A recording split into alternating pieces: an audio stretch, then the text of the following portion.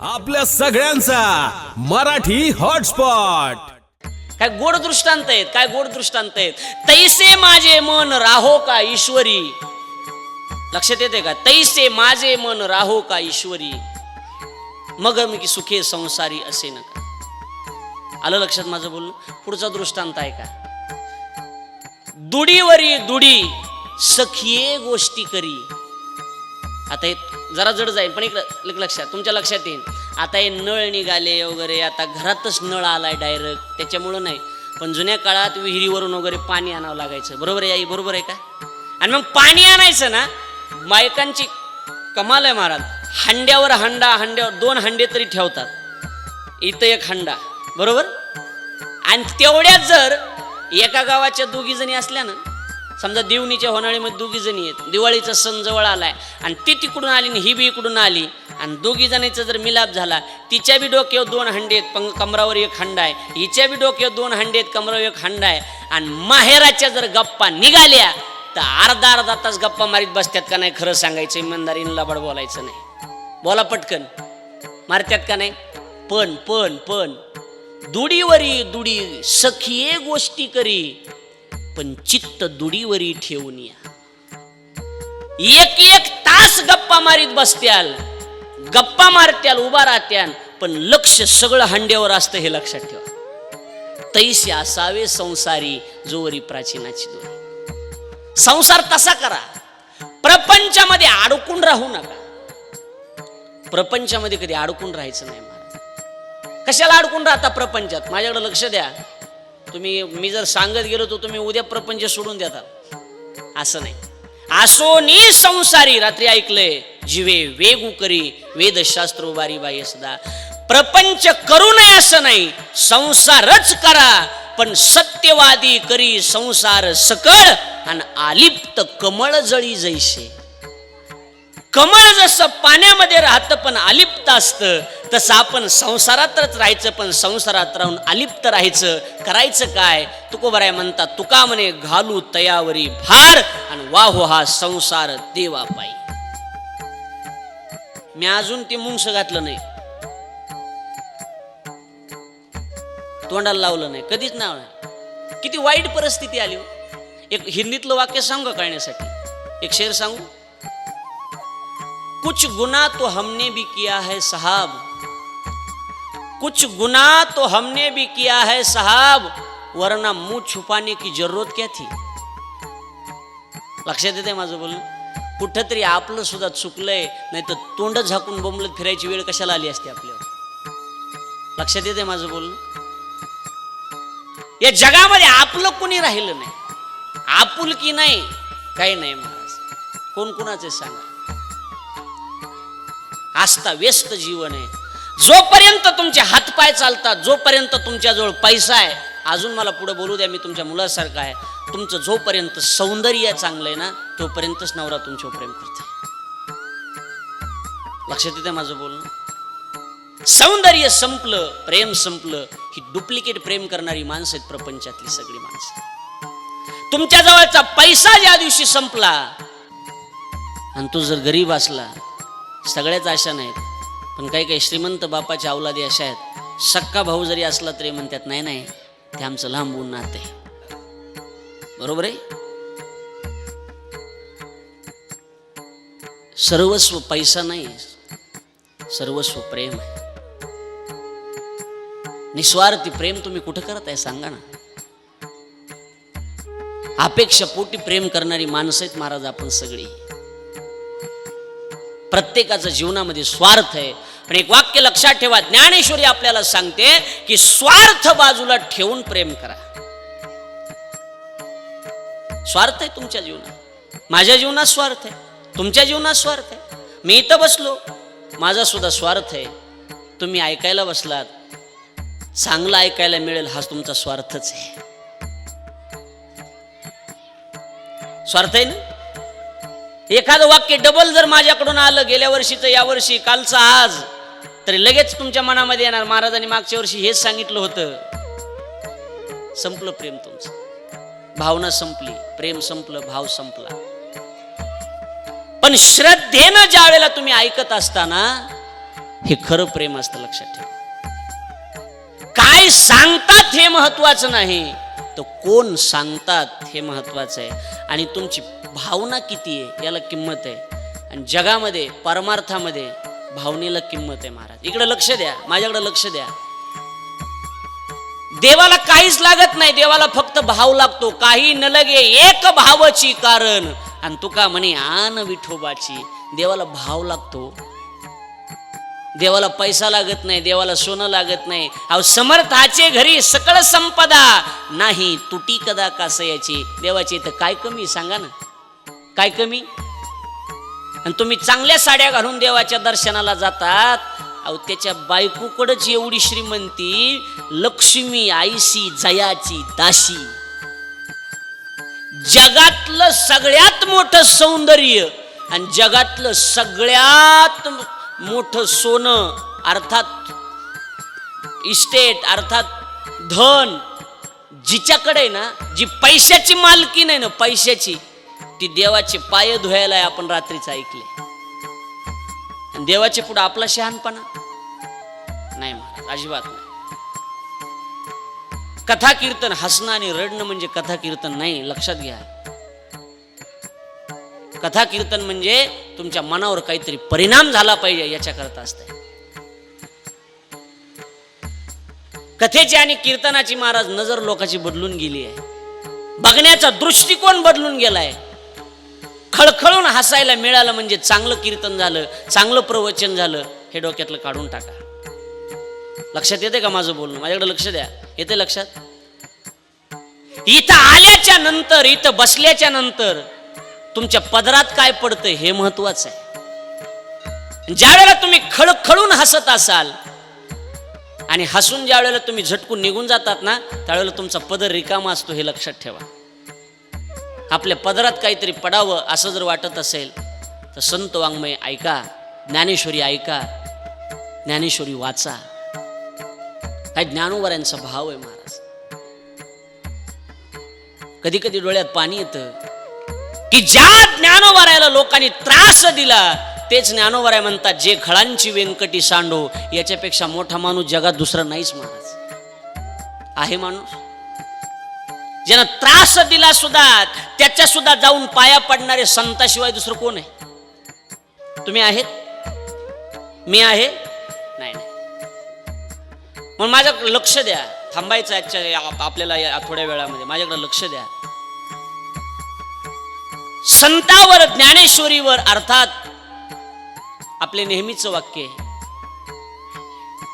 गाथा ज्ञानेश्वरी सारखा जगात ग्रंथ नाही, वारकरी संप्रदायासारखा जगात पंत नाही, आणि ज्ञानोबराय तुकोबराय सारखे जगात संत नाहीत. हे वाक्य लिहून ठेवा महाराज. पुन्हा ज्ञानोबराय होणार नाहीत. होतील ज्ञानोबराय, पुन्हा तुकोबराय होणार नाहीत, पुन्हा गाथा होणार नाही, पुन्हा ज्ञानेश्वरी निर्माण होणार नाही, पुन्हा वारकरी संप्रदायासारखा पंथच होणार नाही. पंथ निघालेत, अनेक संप्रदाय आहेत, पण वारकरी संप्रदायासारखा पंथ आहे का? बोला. एक जण मला म्हणला, महाराज जर सगळे संप्रदाय सारखेच आहेत तर आमच्या संप्रदायात यायला काय हरकत आहे? काय म्हणला? सगळे संप्रदाय जर सारखेच आहेत तर आमच्या संप्रदायात यायला काय हरकत आहे? मी त्याला सांगितलं, सगळे संप्रदाय जर सारखेच आहेत तर वारकरी संप्रदायातच राहायला काय हरकत आहे? लक्षात आलं का बोलणं माझं? काय हरकत आहे? वारकरी संप्रदाय तसला नाही. कुणी बिया कसं बिया, माळ नाही घातली तरी जमतंय, आमचे फक्त भक्त व्हा, आमच्या पाया पडान पैसे द्या, अशातला संप्रदाय नाही. जेने विठ्ठल मात्रा घ्यावी त्याने पथ्य सांभाळावी. संप्रदायातला पहिला नियम आहे, गळ्यामध्ये पवित्र तुळशीची माळ असणं अत्यंत गरजेचं आहे. हे देवाचं मंगळसूत्र आहे, लक्षात घ्या. मंगळसूत्र आहे. ज्या दिवशी लग्न झालं त्या दिवशी गळ्यामध्ये मंगळसूत्र बांधावं लागतं ना, असतं ना. गळ्यात जर मंगळसूत्र नसलं तर बाया नावं ठेवतात. बरोबर आहे? बायका नावं ठेवतात. मला आम्ही प्रपंच करतो, आम्ही प्रापंचिकच आहे, पण आम्ही आसक्त नाही. आम्हालाही बायको आहे, आम्हाला लेकर आहेत. म्हणजे जगात बाकीच्या माणसालीच बायका आहेत, आम्हाला का वगारीत का काय? आम्हाला बायका आहेत, पण चिटकून नाही. आसक्ती नाही, अजिबात नाही. आसक्ती ठेवून नाही महाराज. आम्हाला फोन करावा लागतो. हा, संध्याकाळी एक फोन येतो, जेवण झालं का? हा झालं. सकाळी एक फोन येतो, आहेत का? हा. मग बोललो फोनवर, किती समजून घेते, कपाळाला कुकू लावून घ्या, टिपका लावून घ्यायचं आपलं, म्हणजे आहे बाबा. कशासाठी बोलायला मी? माझा मुद्दा एवढाच आहे, माझा विषय एवढाच आहे. संत वाङ्मय तुम्ही समजून घ्या, ज्ञानेश्वरी तुम्ही समजून घ्या, ज्ञानोबराय तुम्ही समजून घ्या. लक्षात येते माझं बोलून? आजच्या दिवसातला एवढाच मुद्दा लक्षात ठेवा. प्रपंचातलं जे प्रेम आहे, प्रपंचातलं जे प्रेम आहे ते अखंड प्रेम नाही, पण परमार्थातलं जे प्रेम आहे ना ते अखंड प्रेम आहे महाराज. या प्रेमात कमतरताच नाही. म्हणून मुद्दा आपला इथे आहे की ज्ञानोबरायावर अनेक संत महात्म्यांनी ज्ञानोबरायांचं तोंड भरून वर्णन केलंय महाराज. जनाबाई तर म्हणतात, ज्ञानाचा सागर सखा माझा ज्ञानेश्वर. तुकोबराय म्हणतात, ज्ञानियांचा राजा गुरु महाराज. नाथ महाराज म्हणतात, ज्ञानियांचा शिरोमणी वंदे जो का पूज्यस्थानी, चिंतकाचा चिंतामणी ज्ञानोबा माझा. 22 एक मुद्दा ऐकून थांबूया आपण. 22 वर्षाच्या ज्ञानोबरायांचं वर्णन 82 वर्षाच्या नामदेवरायांनी करावं, हा अधिकार आहे ज्ञानोबरायांचा महाराज. मग जीवन जगत असताना असं जीवन जगा, नाही लोकांनी चांगलं म्हणलं तरी हरकत नाही, पण जगाने वाईट तरी म्हणू नये. लक्षात येते का माझं बोलणं? नाही चांगलं म्हणू द्या, अजिबात नाही. लोकांचा एक गुणधर्म आहे, लोक कधीच चांगलं म्हणणार नाहीत. लोक तुम्हाला चांगलं कधी म्हणतील माहिती का? लोकांचा धर्म आहे, लोक स्मशानभूमीत गेल्याच्या नंतर तुमचं कौतुक करणार आहेत, माणूस चांगला होता. बरोबर आहे ना आई? बरोबर आहे मी बोलतोय ते? जोपर्यंत जगात तुम्ही किती चांगलं वागा, लोक नावं ठेवणार. शंकर महाराज कोणत्या ना कोणत्या विषयात तुम्हाला लोक नावं ठेवणार आहेत. लोकांकडे लक्ष देऊ नका. म्हणून तुकोबरायचा अट्टा असं आहे, तेजोनिया जनभक्ती करा. लक्षात येते का माझं म्हणणं? इकडे लक्ष द्या. एक जणाला नावं ठेवला जागाच नव्हती ताई, जागाच नाही नावं ठेवायला. याला काय नावं ठेवा कळतच नाही. दुसरा म्हणला ह्याला नाही नावं ठेवले तर कसं होईल. दुसरा म्हणला हाय नाही एक नावं ठेवा जागा. तो म्हणला काय ह्याला जागा आहे नावं ठेवा. म्हणला त्याची मावशी तंबाखू खाती.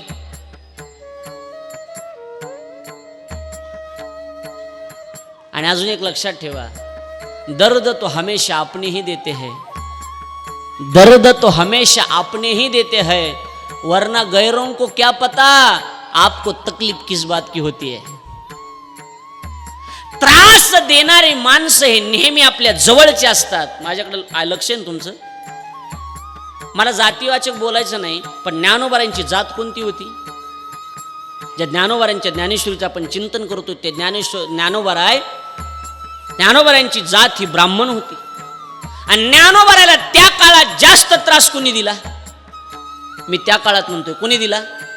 हा, आपलीच माणसं आपल्याला जास्त त्रास देतात, हे लक्षात ठेवा. म्हणून सावध राहत असताना बाहेरच्या माणसापासून सावध राहू नका. सावधच राहायचं असेल तर जवळच्या माणसापासून सावध राहा. मग तुकोबरायला म्हणावं लागलं, सावध झालो सावध झालो, हरीच्या आलो जागरणा, जेथे वैष्णवांचे भार जय जयकार गरजत असे. इकडे लक्ष द्या. एक मुद्दा सांगून थांबूया.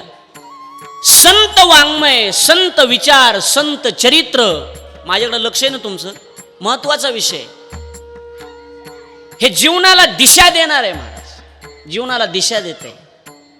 आणि तुमच्या जीवनातला भाव मोठा असतो बरं. प्रपंचही तुमचा चांगला असतो, परमार्थही तुमचा चांगलाच असतो. प्रपंचही यांनी तुम्हीच करावा महाराज, तुमच्याशिवाय प्रपंच होणार नाही. प्रपंच चांगला तुम्हीच करू शकता. चांगला प्रपंच तुमच्याशिवाय कोण करतं मला? एक जणाला बायकोनं सांगितलंय, बघा बाजारात जाताल, बाजारात जा, पण प्रत्येक गोष्ट अर्ध्यानं मागायची. विकत घेत असताना कशी मागायची? ही सिस्टीमच आहे तुमची. हां, बरं झालं. एक मुद्दा चांगला आहे. कोणता? अरविंद. एक मुद्दा चांगला आहे. कोणता माहिती? मुलगी बघायला मुलगा जातो, बरोबर आहे ना? अजून मुलगी मुलाला बघायला आलेली अजून तरी नाही. मुलगाच मुलगी बघायला जातो. कालांतरानं मुलगी जर मुलगा बघायला गेली तर तुम्ही त्याच्यात सुद्धा याच्यात दुसरा कलर दाखवा म्हणाय बसलात. नाही तर ह्या कलरमध्ये दुसरी डिझाईन. लक्षात येते का माझं बोलणं? कशासाठी बोलायला लागलो? आराध्यानं मागायची म्हणून गेलो होतं. दृष्टांत फार गोड आहे, मजेशीर आहे बरं. हे गेलं शंकर महाराज आणि तिथं गेल्याच्या नंतर पावसाळा होता. छत्रीवाल्याकडे गेलं. त्याला विचारलंय छत्री केवढ्याला आहे? ते म्हणलं 100 रुपये. पहिलंच गिऱ्हाईक सकाळी 7ला. ह्यानं 100 रुपये सांगितले. तो म्हणला 50ला दी. काय 50-50? 50ला दी. अर्ध्यानं मागायची. वचनानं मोडी बोलिले ते. ते म्हणला सकाळी सकाळी बेजार करू नका राव, 70ला घ्या. हे म्हणला 35ला दी. ते मला बरं जाऊ दे, तुमचे 50 माझे 100, 50ला तरी घ्या. 25ला दी. ते म्हणला नालायकच का काय, सकाळी सकाळी कमन बेजार करायला, मग दिवस नको फुकट न्या जा. ते म्हणला 2 दी 2. हे प्रपंच आहे. पण शंकर महाराज संत वाङ्मय जे आहे, संत चरित्र जे आहे, ते संत चरित्र हे जीवनाला कुठंतरी आपल्या आधार देणारं चरित्र आहे. आपल्याला कुठंतरी स्फूर्ती मिळते महाराज या चरित्रात. तुम्हाला एक घटना सांगू. एक 5-7 वर्षापूर्वी माझ्याकडे गाडी नव्हती. मी एसटीनं प्रवास करायचो. आणि त्या एक गाव आहे, कोपर्डी नावाचं गाव आहे, कर्जत तालुक्यामध्ये. ते गाव आतापर्यंत तुम्हाला माहिती नव्हतं, पण ह्या 2-4 वर्षात जरा एका प्रकरणामुळे आपल्या लक्षात आहे. त्या कोपर्डी गावामध्ये गोकुळाष्टमीचा सप्ताह राहतो महाराज. घडलेली घटना आहे. आणि मी गेलो इकडून. त्यांनी सांगितलं की महाराज स्टँडवर या, राशीनहून जवळ आहे ते, कर्जत राशीनहून. तिथं उतरा. आमचा माणूस तिथं पाठवलं आणि तिथून गाडीवर या. म्हटलं ठीक आहे. मी तिथं उतरलो. फोन केला, म्हणलं मी राशीनच्या स्टँडवर आलोय. एक पोरगा न्यायला आला मोटरसायकलवर. एवढं ऐका, किती चरित्र महत्वाचं असतं, संत वाङ्मय किती महत्वाचं. न्यायला आला. आल्या त्यानं माझं दर्शन घेतलं. म्हणजे आदरही कसा करावा हे लक्षात घ्या. दर्शन घेतलं, हातातली बॅग घेतली आणि म्हणला महाराज चहा वगैरे. म्हणला हॉटेलचं काही नको, चांगलं नाही. म्हटलं पाणी. म्हटलं बिस्लरी घेऊन आला, पाणी दिली. म्हणला महाराज पाणी प्या. मी पाणी पिलो. इकडे लक्ष द्या किती महत्वाचं आहे. पाणी पेलो आणि पाणी पेल्याच्या नंतर महाराज म्हणला महाराज निघायचं का? हात जोडून. एवढा नम्र पोरगा होता. निघायचं का? आदर आहे. म्हटलं चालूया आपण. तो पुढे बसला गाडी चालवायला, मी मागं बसलो. संत वाङ्मय जीवनाला आधार कसं देतं हे लक्षात घ्या. मी मागं बसलो. पण त्यानं पान खाल्लेलं होतं आणि तो चालवत असताना असा थुंकायचा. पण किती बी तोंड वाकून थुकला तरी ते शिंतोडे माझ्या धोत्रावर उडायचे. असा राग आला. एकच ड्रेस आहे. तेव्हा काही परिस्थिती एवढी नव्हती. बरं हातानंच कपडे धुवायची वेळ होती. तेव्हा लग्नही नव्हतं माझं. राग आला मला. असं वाटत होतं मग एक व्हिडिओ असा फार छान बघितला. जीवनात अशी काही प्रेमाची माणसं असतात की त्यांना बघितल्याबरोबर 2 रटे द्या वाटतात कानाखाली, असे असतात मला. असा राग आला मला. खूप वाईट वाटलं. असं त्याला गाडी उभा कर म्हणणार आणि गाडी खाली उतरणार. शंकर महाराज तुमच्या महाराष्ट्रात सांगतो. तेवढ्यात माझ्या लक्षात आलं यानं पान खाऊन फक्त शिंतोडेच आपल्या धोत्रावर आलेत. माझ्यासमोर नाथ महाराजाचं चरित्र आलं की नाथ महाराजांच्या अंगावर 108 वेळा माणूस थुंकला होता, तरी नाथ महाराजांनी त्याला प्रसाद देऊन मुक्त केलं होतं. आपण तो कुठंच नाहीत. लक्षात आलं माझं बोलणं? लगेच लक्षात आलं माझ्या. जाऊ द्या म्हणलं, एक धोतर खराब होईल, पण नाथांच्या अंगावर 108 वेळा माणूस थुंकला, पण नाथ त्याला काहीच म्हणले नाहीत. मी सांगितलं प्रकाश बुवा तुम्ही अजून कुठंच नाहीत. हे संतांचं चरित्र आहे महाराज. हे संत वाङ्मय, ही ज्ञानेश्वरी. आज मी तुम्हाला प्रस्तावना सांगतो. तुम्ही वाचायला सुरुवात तर करा. वाचायला सुरुवात करा. सुरुवात तर करा. अजून आपण सुरुवातच केली नाही ना. 85 वर्षाची एक आजी आहे. ज्ञानेश्वरीचं महत्त्व मी सांगितलं.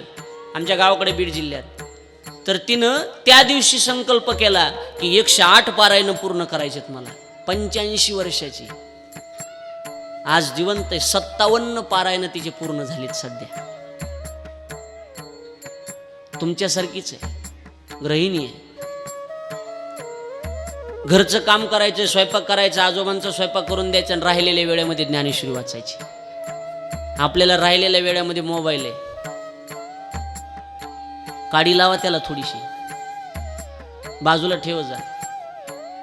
बरोबर बोलतोय मी? सगळ्यात जास्त जर वाटोळ कोणी केलं असेल तर मोबाईलनं वाटोळ केलं. 80 वर्षाच्या बायाकडे बी व्हॉट्सअप आहे का नाही? बरं कळत बी नाही काही. एक जणांना मी म्हणलं तुझा फोटो डीपीला ठेव, दुसरे ठेव नको, तुझा फोटो डीपीला ठेव. ते मला नग लाईनमॅन पकडून नेईन. नाही लक्षात आलं तुमच्या?